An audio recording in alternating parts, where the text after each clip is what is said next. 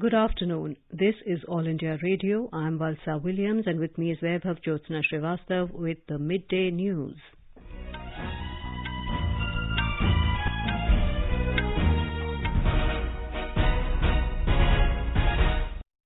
The headlines.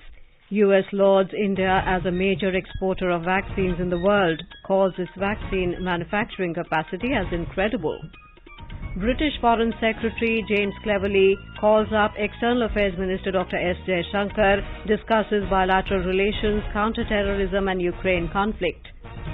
Mallikarjun Kharge takes charge as the Congress Party President in New Delhi. Union Territory of Jammu and Kashmir celebrates its accession day. Govardhan Puja being celebrated today. In FIFA Under-17 Women's World Cup semi-final matches between Nigeria and Colombia and Spain and Germany to be played today in Goa. And in T20 World Cup, Ireland beat England by 5 runs through Duckworth-Lewis method in a rain-curtailed match at Melbourne.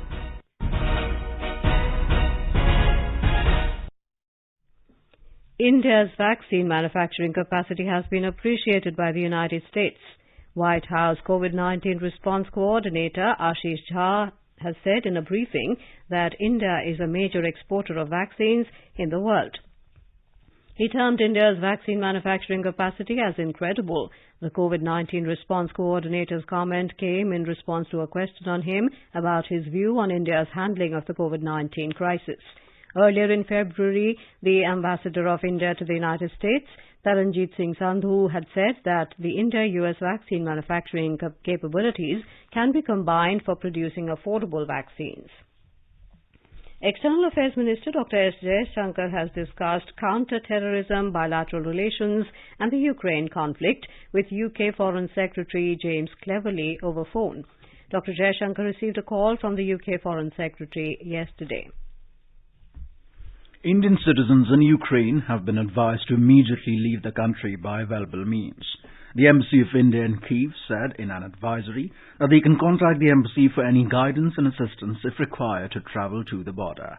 They can contact the embassy on the phone numbers +38 09 33 55 9958, +38 06 35 91 7881 and +38 06 78 74 5945. Indian citizens can also refer to the embassy website for available options for border crossing. They can contact the Indian embassy in Romania, Poland, Hungary and Slovakia. Some Indian nationals have already left Ukraine pursuant to an earlier advisory of the Indian embassy in Kyiv. The External Affairs Minister, Dr. S. Jaishankar, has emphasized that the development of India-China relations is guided by three mutuals of respect, sensitivity and interest. During his meeting with Chinese Ambassador Sun Wedong in New Delhi, Dr. Jaishankar said peace and tranquility in the border areas are essential. In a tweet, he informed that he received Ambassador Wedong for a farewell call. India has said that the global fight against terrorism cannot be compromised for narrow political gains. During a United Nations Security Council meeting on Syria yesterday, India's Deputy Permanent Representative at the UN, R. Ravindra, said the international community should also display zero tolerance towards terrorism. The threat of terrorism in Syria and region cannot be ignored. The sanctioned terror outfits such as ISIL and Hayat Tahrir al-Sham have remained active in Syria, as is evident from attacks across Deir al-Zawar, Asaka, eastern rural Homs and Hama. The global fight against terrorism cannot and should not be compromised for narrow political gains. The international community should also display a zero tolerance approach towards terrorism. Noting that India is against the use of chemical weapons by anybody, anywhere, at any time and under any circumstances, the envoy said India attaches high importance to the Chemical Weapons Convention and stands for its full, effective and non-discriminatory implementation. Mr. Ravindra also highlighted that the sustained engagement between Syria and the Organization for the Prohibition of Chemical Weapons, OPCW, is essential to resolve all outstanding issues. The Deputy Permanent Representative also underlined India's sustained commitment to extending developmental assistance and human resource development support to Syria. Mallikarjun Kharge has taken charge as Congress Party President. Mr. Kharge is the first Congress President in 24 years who does not belong to the Nehru-Gandhi family. He had defeated party MP Shashi Tharoor in the election for the top post of the party on the 19th of this month. Voting to elect the new party president was held on the 17th of this month. Kharge emerged victorious, defeating Tharoor by over 6,800 votes. In Himachal Pradesh, 376 candidates filed their nomination for assembly elections yesterday, the last day for filing of nomination papers. With this, the total number of candidates has gone up to 630 for the 68-member assembly. Scrutiny of nomination papers will be taken up tomorrow, while the last date for withdrawal of candidature is the 29th of October. The number of candidates is likely to come down as many of those who have filed papers are the covering candidates for the official candidates of the parties. Polling will be held on the 12th of next month. New electors' photo identity card EPIC with additional security features like hologram will be dispatched to voters in Munugod. Telangana Chief Electoral Officer Vikas Raj informed that these cards will be delivered free of cost to applicants. The Election Commission of India has introduced 6 new security features to the EPICs for dispatching to the newly registered voters in Munugod constituency. A by-election is scheduled on the 3rd of the next month. The accession day of Jammu and Kashmir with the Union of India is being celebrated today across the Union Territory. AIR Jammu correspondent reports that accession day carries great significance as it was on this day in 1947 that the then Maharaja of Jammu and Kashmir, Hari Singh, signed the instrument of accession to become part of the greatest democracy of the world. Several functions are being organized to mark the day. Accession Day is a public holiday in the Union Territory. The day became an official public holiday in J&K for the first time in 2020 after the abrogation of Articles 370 and 35A on the 5th of August 2019.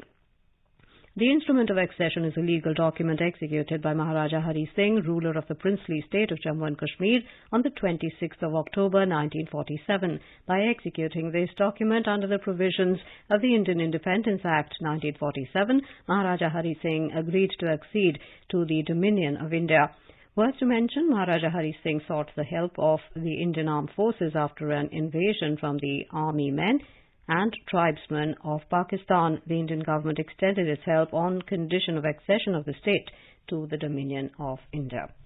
In Jammu and Kashmir, security forces have killed one foreign terrorist in an encounter near the line of control in North Kashmir's Kupwara district this morning.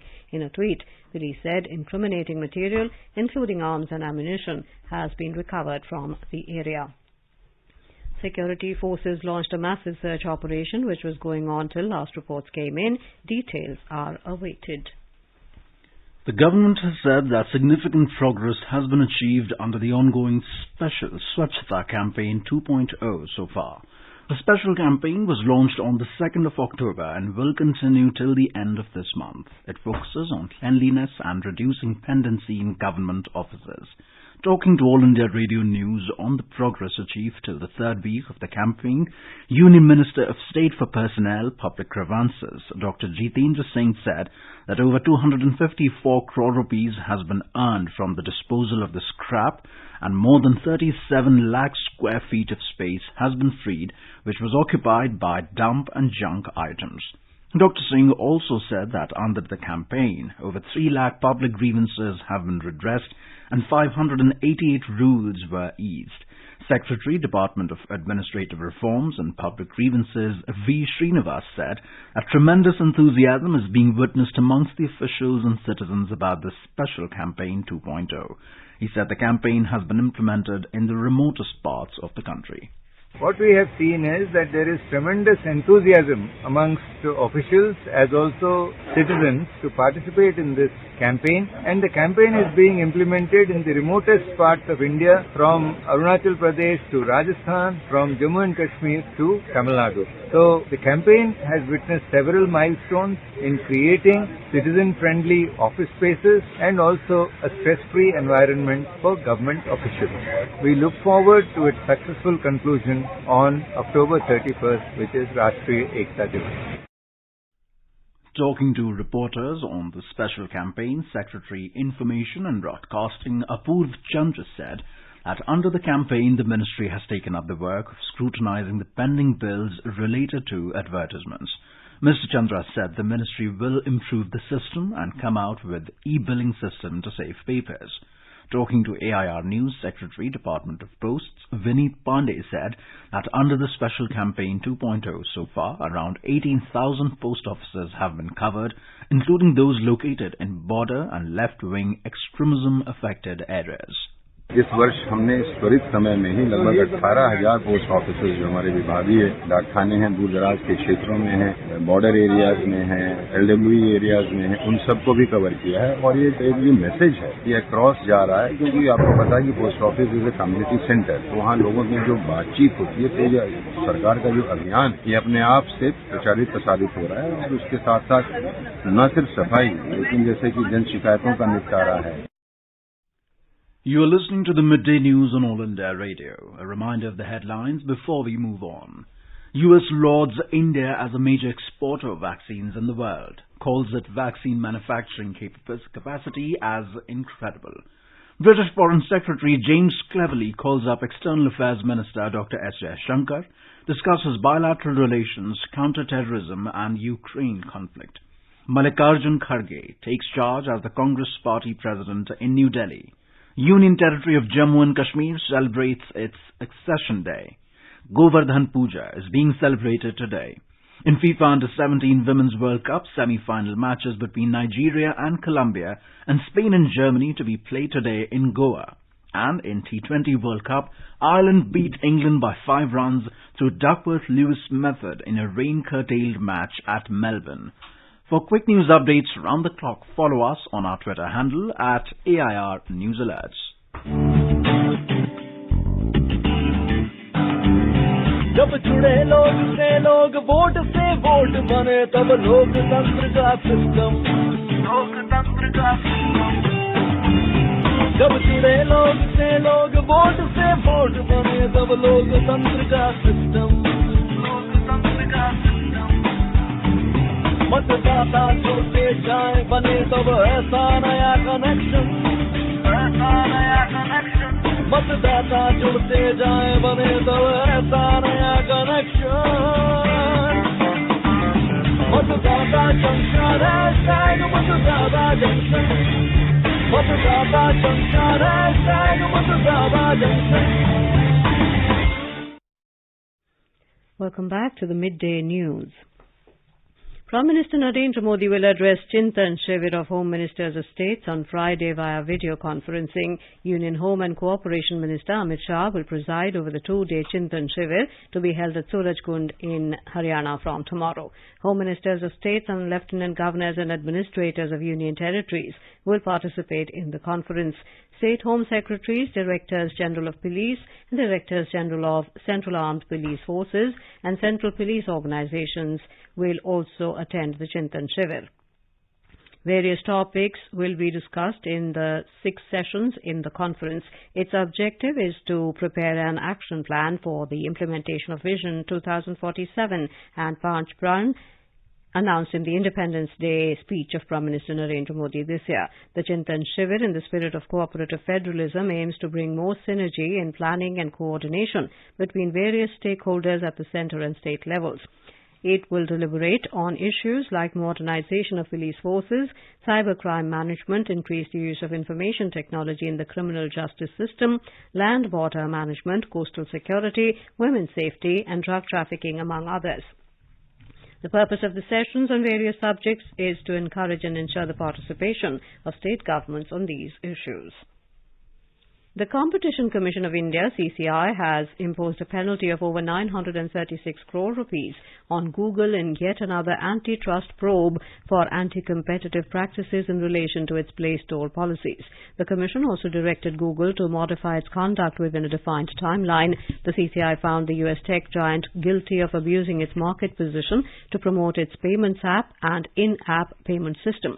The Commission said Google forced app developers to use its in-app payment system. It further said Google should not restrict app developers from using any third-party billing or payment processing services, either for in-app purchases or for purchasing apps. The CCI had imposed a penalty of over 1,337 crore rupees on Google for abusing its dominant position in multiple markets on the 20th of this month. The portals of Gangotri Dham have been closed for winter today. The doors of Kedarnath and Yamunotri will be closed tomorrow. The doors of the world-famous Gangotri Dham have been closed amid Vedic hymns and elaborate rituals for the winter season today on the occasion of the Annakut festival. The idol of goddess Ganga was then taken on a palanquin decked with flowers for Mukhba village, her winter abode. Devotees from all over the country and abroad will be able to visit and offer prayers to Mother Ganga during her winter stay in Mukhba. Over 6.24 lakh pilgrims visited the Gangotri temple this season after the temple was opened for devotees in the month of May. Govardhan Puja, also known as Annakut, is being celebrated throughout the country today. This puja is carried out on Kartik Shukla Pratipad, involving the preparation of Annakuts and the worship of cows. Legend has it that Lord Indra was defeated on this day by Lord Krishna. Lord Indra became enraged when Sri Krishna commanded the Braj people to worship the Govardhan mountain and the cows. He unleashed such torrential rain in his rage that Braj's residents were perilous. Then, in order to safeguard the Braj people, Brajvasis and animals, Sri Krishna lifted the Govardhan mountain on his little finger. The Brajvasis took refuge beneath this mountain for 7 days. This is why, during Govardhan Puja, people worship this mountain and the Govardhan and circumambulate it 7 times. Gujarati New Year or Bestu Varsh is being celebrated today. New Year is being celebrated with traditional zeal and fervour by the Gujarati community across the globe. Our Ahmedabad correspondent reports that the Gujarati New Year, Vikram Samvat 2079, is beginning today. In Gujarat, the New Year, which is popularly known as Bestu Varsh, is celebrated as part of the 5-day Diwali celebrations. People begin their New Year by visiting temples in the morning. Homes are decorated with Asopalav Toran, marigold flowers and attractive rangoli at the entrance to welcome the guest on the New Year. Relatives, friends visit each other's places to convey New Year greetings. People enjoy traditional feast.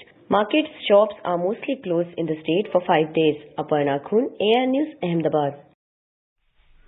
Prime Minister Narendra Modi has greeted the Gujarati community on the occasion of Bestu Varsh. In a tweet, Mr. Modi said, "May the new year starting from today light up your life and lead you on the path of progress."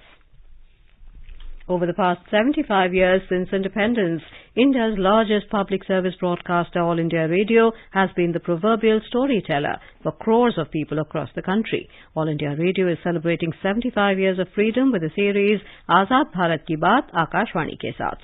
It showcases the journey of India since independence in various walks of life through the storytelling of All India Radio. With its diverse and colorful geography, India offers its tourists the highest mountains, the deepest ravines and valleys, wide deserts, white sand beaches, coasts, dense forests, flowing rivers, serene ghats, finest architectural heritage, largest tiger reserve, and many other natural wonders. In today's episode, we bring you the story of Incredible India campaign.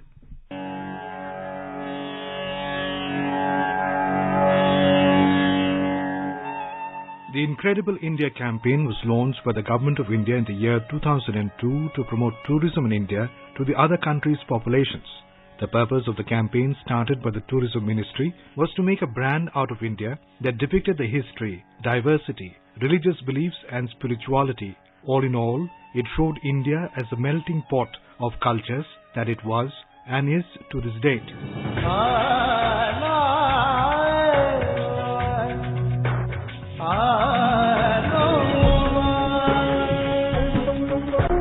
33,000 monuments, 5,000 years of civilization.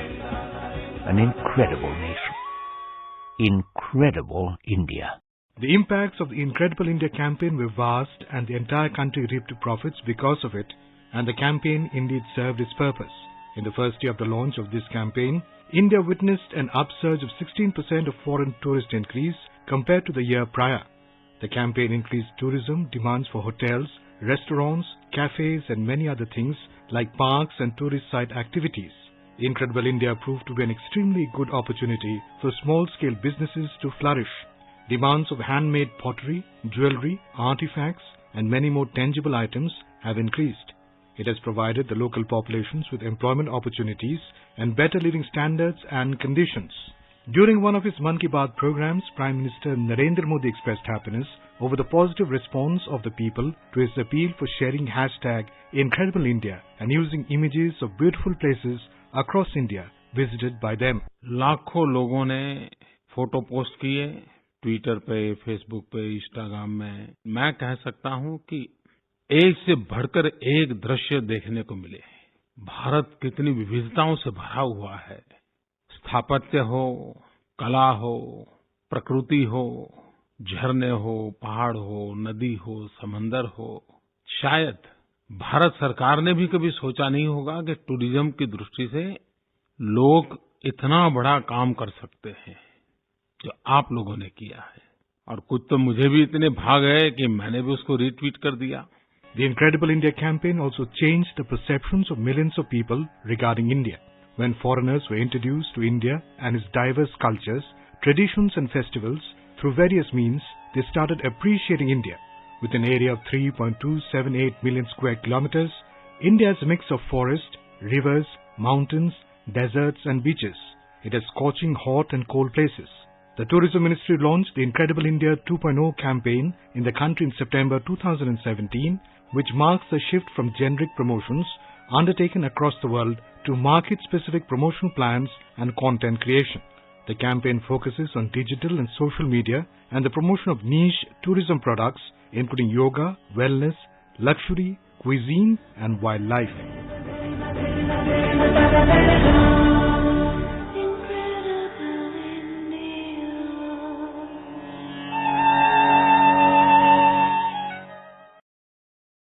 आजाद भारत की बात आकाशवाणी के साथ can be accessed on @AIR News Alerts on Twitter, News on AIR official YouTube channel, News on AIR app, Facebook and Instagram handles.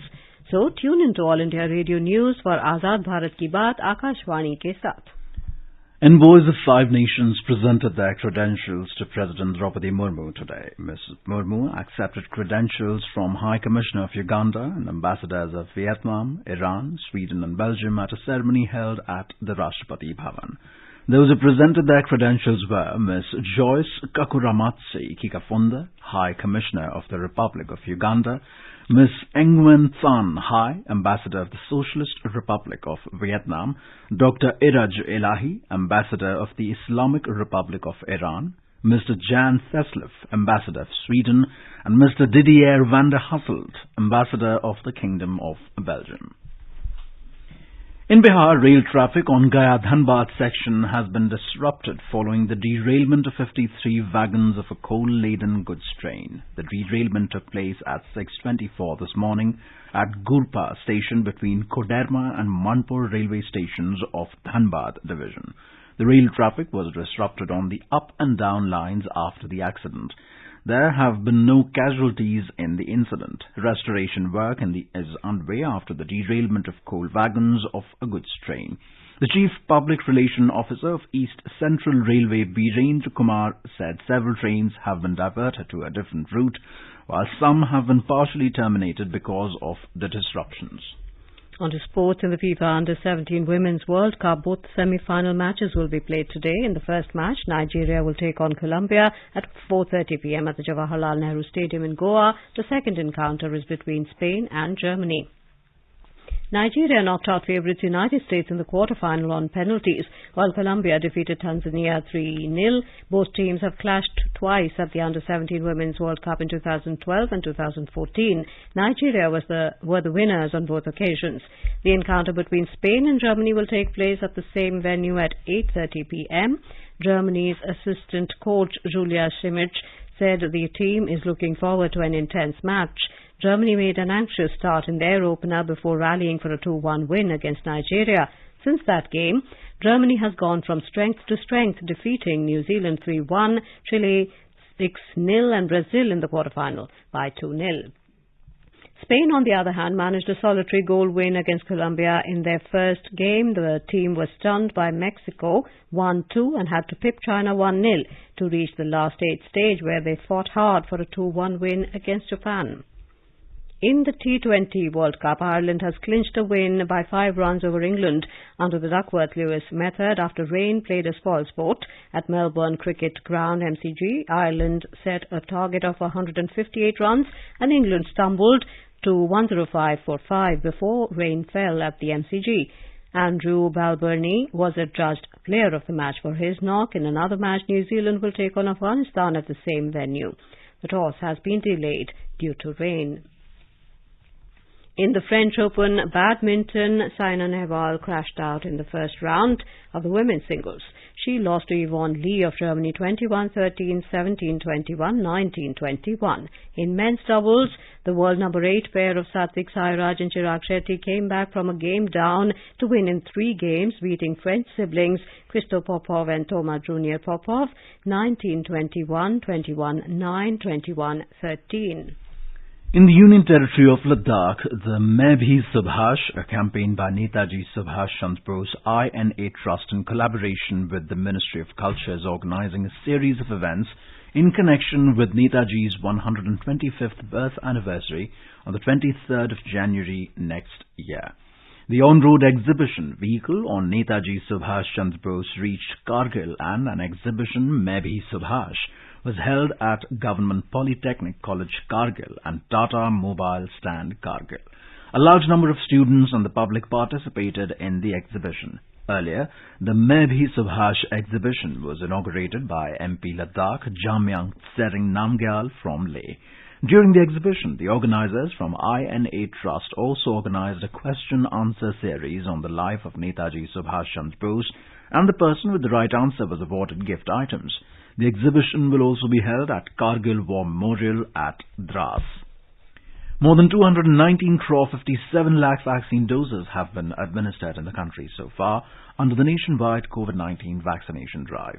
The Union Health and Family Welfare Ministry said over 96,000 vaccine doses were administered in the last 24 hours. During the same period, 830 new COVID cases were reported in the country. The country's active caseload currently stands at over 21,607 and it is at 0.05%. Now let's have a look at the weather across the country today. National capital Delhi will have a clear sky. Temperature will hover between minimum of 18 degrees and maximum of 31 degrees Celsius. Mumbai is likely to have a mainly clear sky. Minimum temperature was 21 degrees Celsius. Maximum will be around 34. Kolkata will have generally cloudy sky with light rain. Minimum temperature was 23 degrees and maximum will be around 31. Chennai expected to have thunderstorm with rain. Minimum temperature was 23. Maximum will be around 36. Jammu, Muzaffarabad, Srinagar will have mainly clear sky becoming partly cloudy towards afternoon or evening. Leh will also have mainly clear sky in the south. Hyderabad will have partly cloudy sky with haze. Bengaluru will have fog or mist in the morning and mainly clear sky later. Thiruvananthapuram will have partly cloudy sky with possibility of moderate rain or thunderstorm. Gangtok in the east will have gently cloudy sky with 1 or 2 spells of rain or thunder showers. And now before we end the bulletin, the headlines once again. U.S. Lords, India is a major exporter of vaccines in the world, calls its vaccine manufacturing capacity as incredible.